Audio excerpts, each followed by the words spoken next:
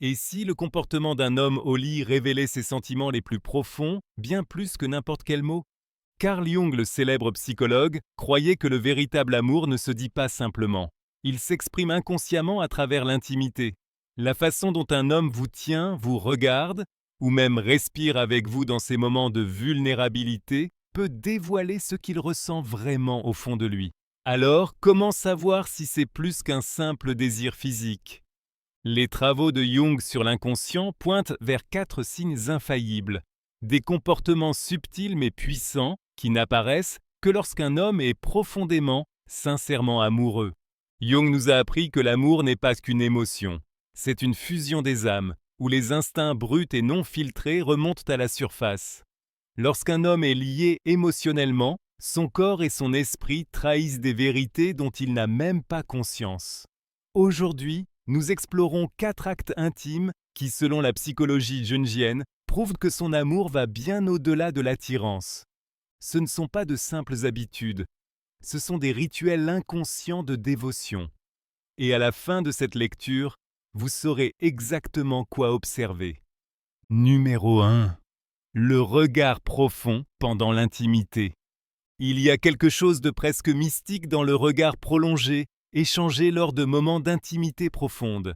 Quelque chose qui transcende l'attraction physique et touche le cœur même de la connexion émotionnelle.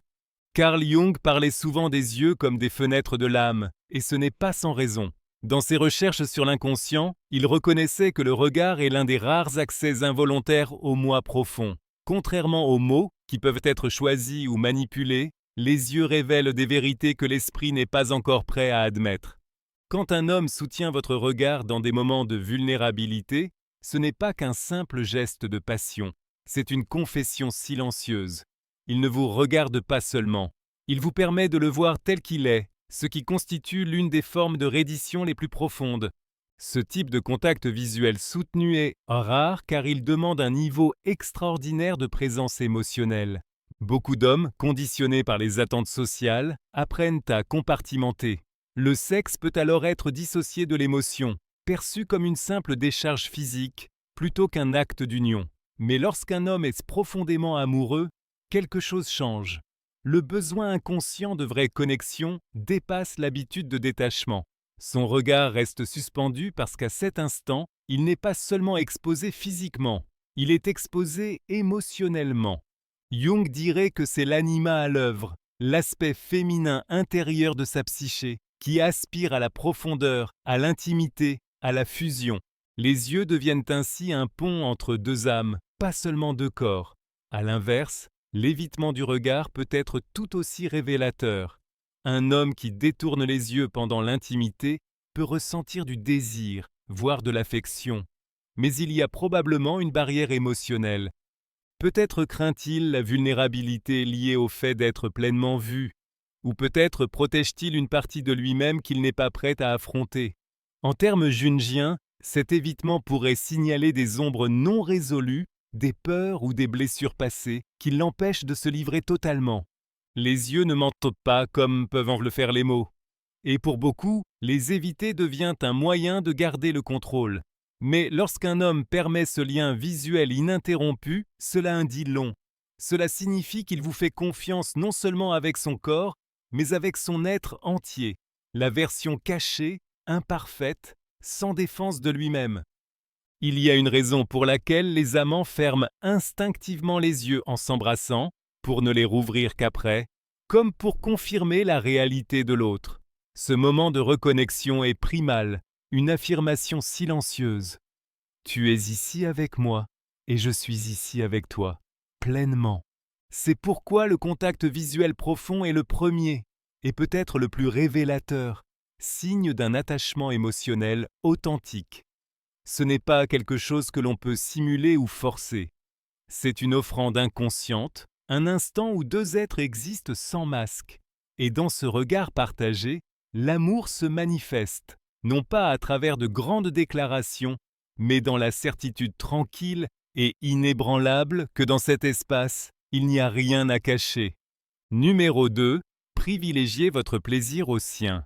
Dans la psychologie jungienne, la véritable intimité requiert la réconciliation des contraires. la rencontre de deux êtres distincts en une entité plus grande que la somme de ses parties.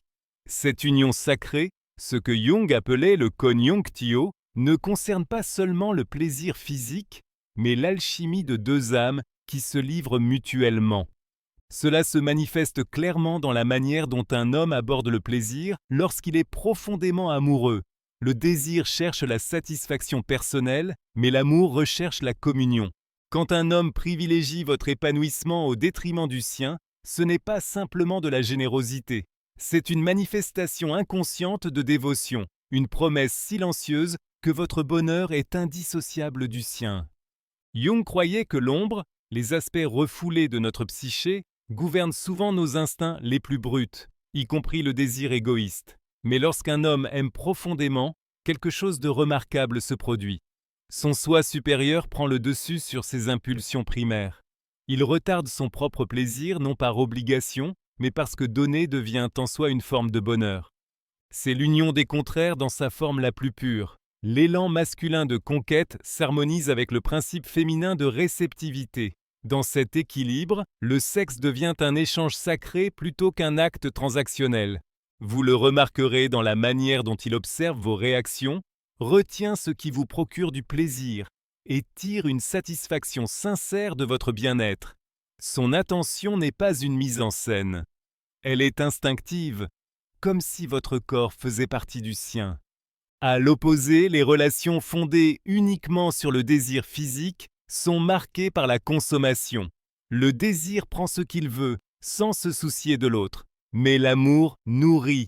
Un homme sous l'emprise de l'obsession se concentrera sur son propre plaisir. Un homme amoureux, lui, sera bouleversé par le vôtre.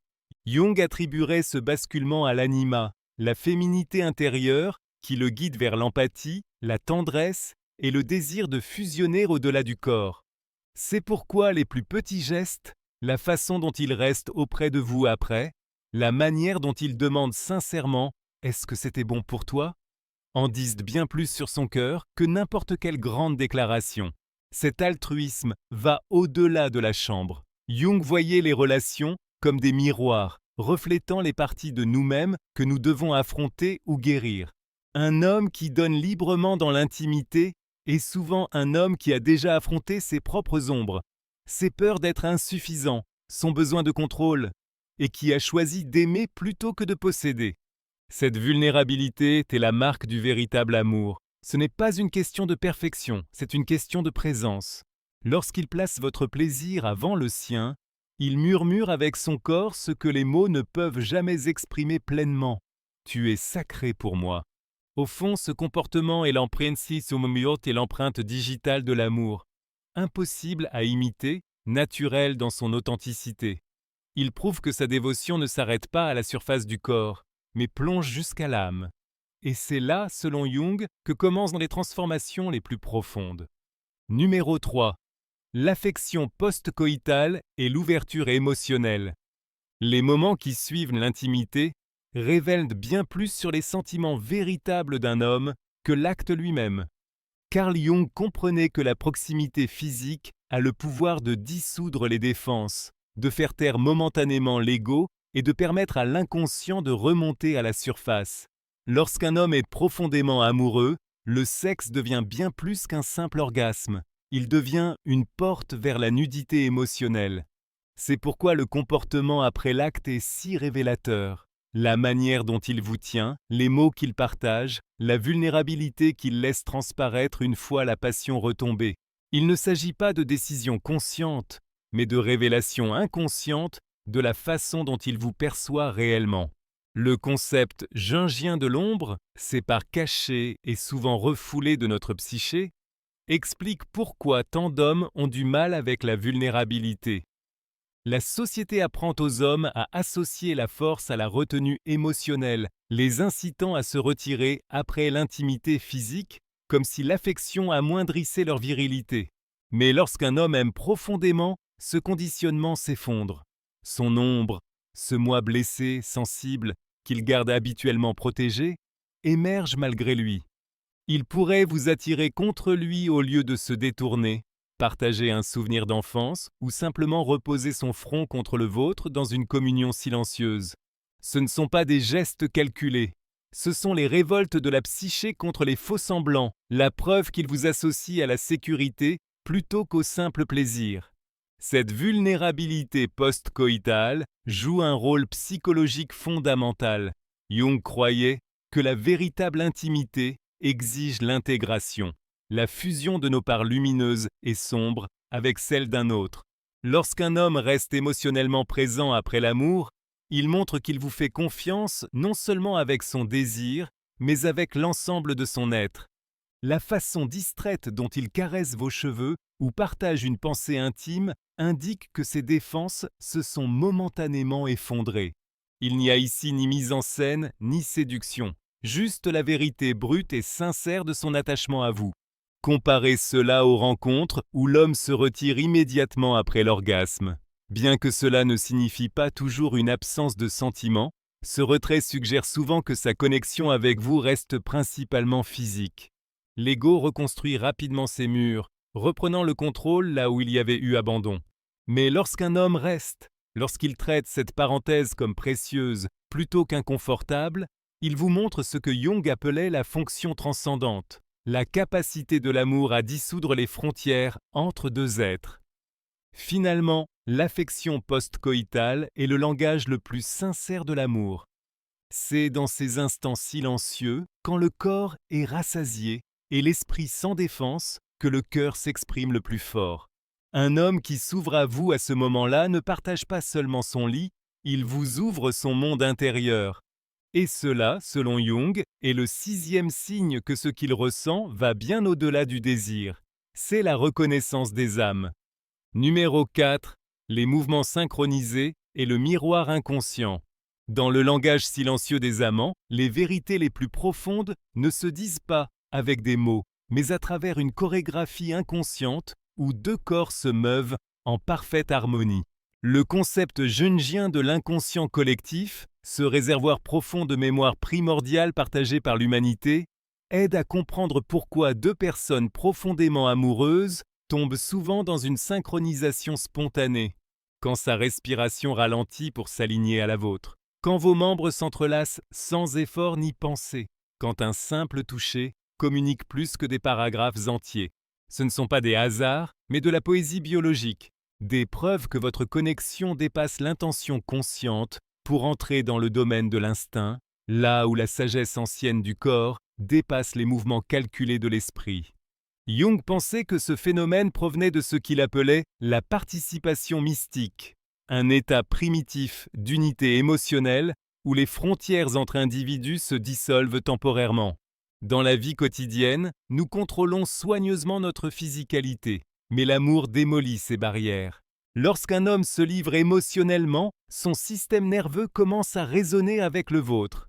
Un phénomène que la science moderne appelle aujourd'hui la synchronie limbique. Son rythme cardiaque peut s'ajuster subtilement au vôtre. Ses gestes peuvent refléter les vôtres, comme des échos sur un pont invisible entre deux âmes. Ce n'est pas de l'imitation, c'est de la communion. Le langage du corps déclare ce que l'esprit conscient est encore trop prudent pour admettre. Nous ne sommes plus séparés. L'importance de cette synchronisation devient encore plus claire dans les moments de silence profond. Remarquez comment, allongés ensemble dans l'intimité paisible, vous changez de position en même temps ou soupirez au même rythme. Ces micro-mouvements révèlent que votre lien opère à un niveau bien plus profond que l'interaction sociale. C'est une danse biologique inscrite dans notre ADN. Jung dirait que cela manifeste l'archétype du couple divin, ce symbole ancien de complétude qu'on retrouve dans les mythes à travers les cultures. Vos corps se souviennent littéralement de ce que vos esprits ont peut-être oublié, qu'à son plus haut niveau, l'amour est un retour à l'unité. Comparez cela au mouvement raide et conscient des rencontres superficielles, où chaque participant reste conscient de sa séparation. Sans investissement émotionnel, le corps reste sur la défensive, les gestes sont contrôlés et la vraie synchronisation est rare. Mais lorsque l'amour est là, ce besoin de vigilance disparaît. Sa main trouve le creux de votre dos exactement au moment où vous avez besoin de soutien. Votre tête se pose dans le creux de son épaule comme si cet espace avait été créé pour vous. Cette harmonie sans effort est la manifestation physique de ce que Jung appelait enantiodromia, la tendance des contraires à se rejoindre, créant l'équilibre. Ce qui rend ces mouvements inconscients si profondément intimes, c'est leur totale authenticité. Contrairement aux déclarations verbales qui peuvent être pensées ou contrôlées, le langage du corps dans l'amour ne peut être falsifié. Quand son corps bouge en parfaite harmonie avec le vôtre, c'est l'expression la plus pure de la reconnaissance de son âme. Vous n'êtes pas l'autre, mais une extension de lui. Pas un objet, mais un foyer. Dans ces moments sans mots, les théories de Jung cessent d'être abstraites. Elles deviennent une vérité vivante. Dans l'alchimie de la connexion véritable, deux êtres séparés peuvent à un instant toucher l'unité divine d'où nous venons tous. C'est pourquoi le mouvement synchronisé reste la danse la plus ancienne et la plus sacrée de l'amour. Chorégraphiée non par la volonté consciente, mais par la sagesse intemporelle de l'inconscient. Carl Jung, le psychiatre suisse visionnaire, voyait l'amour comme bien plus qu'une émotion passagère ou une construction sociale. Pour lui, c'était un événement psychologique profond, une collision entre le conscient et l'inconscient. Au cœur de sa théorie se trouvent les concepts de l'anima et de l'animus, les aspects féminins et masculins cachés présents en chacun de nous. Selon Jung, chaque homme porte en lui une image féminine intérieure, l'anima, façonné par ses expériences, ses attentes et même les influences culturelles. Lorsqu'il tombe profondément amoureux, il n'est pas seulement attiré par une femme, il rencontre un reflet de son propre être. C'est pourquoi la bonne partenaire ne semble pas seulement attirante, elle paraît familière, comme si elle avait toujours fait partie de lui. Plus l'attirance émotionnelle est forte, plus son anima s'aligne avec l'essence de cette femme, créant une sensation presque mystique de reconnaissance. C'est pour cela que certains amours semblent prédestinés, comme s'ils avaient été écrits dans les étoiles, car d'une certaine manière, ils étaient écrits dans sa psyché bien avant leur rencontre. Mais cette projection n'est que le commencement. La véritable intimité, selon Jung, exige quelque chose de bien plus vulnérable, la volonté de tomber le masque que nous portons dans la vie quotidienne. La plupart des hommes sont conditionnés à réprimer leur sensibilité, à s'armer contre le jugement. Et pourtant, lorsqu'un homme aime profondément, quelque chose en lui change. Son inconscient, cet espace immense et caché où se logent ses instincts, ses peurs, ses désirs, commence à prendre le dessus sur ses mécanismes de défense. Il ne veut pas seulement être proche, il en a besoin, à un niveau primitif. C'est pourquoi vous pouvez remarquer des changements subtils mais incontestables dans son comportement lorsqu'un lien émotionnel fort s'est établi. Il peut commencer à partager des souvenirs d'enfance sans qu'on lui demande, ou son langage corporel peut s'adoucir d'une manière qu'il ne contrôle pas. Ce ne sont pas des décisions calculées, ce sont des redditions involontaires à la profondeur de sa connexion. Jung croyait aussi que l'inconscient s'exprime le plus clairement dans les moments d'intimité, non seulement à travers les mots, mais par les symboles, les sensations et les gestes instinctifs. Pensez à la façon dont les amants synchronisent leur respiration, ou à la tendresse quasi sacrée du toucher d'un homme quand ses émotions sont pleinement engagées. Ce ne sont pas de simples gestes romantiques, ce sont les manifestations de l'inconscient tissant deux êtres ensemble. Dans les termes jungiens, l'amour est une alchimie. Il transforme le métal brut de l'attirance physique en l'or de l'union spirituelle. Et lorsqu'un homme aime vraiment, son inconscient le trahit, dans les plus belles des manières. Alors, comment cette psychologie cachée se révèle-t-elle dans l'intimité? La réponse réside dans 4 comportements infaillibles, des actes si intimes et révélateurs qu'ils contournent entièrement l'esprit conscient. Ce ne sont ni des astuces, ni des techniques apprises. Ce sont le langage brut, pur et non filtré du cœur d'un homme. Découvrons donc ensemble ces 4 comportements intimes qui exposent ses sentiments véritables. Le regard profond durant l'intimité, le don de soi désintéressé, centré sur votre plaisir, la vulnérabilité post-coïtale et la présence émotionnelle, les mouvements synchronisés et l'effet miroir inconscient. Ces 4 comportements forment le langage silencieux de la dévotion masculine. La sagesse de Carl Jung nous rappelle que l'amour n'est jamais simplement une émotion. C'est une vérité incarnée, écrite dans les moments non protégés entre deux âmes. Si votre partenaire manifeste ces signes, alors vous ne partagez pas simplement une connexion physique. Vous partagez un lien psychologique et spirituel qui transcende l'ordinaire. Et maintenant, à vous de jouer. Votre partenaire montre-t-il ces signes d'un amour profond? Avez-vous remarqué d'autres comportements inconscients qui révèlent ses vrais sentiments? Partagez vos expériences dans les commentaires ci-dessous. Nous serions ravis de lire vos histoires et réflexions.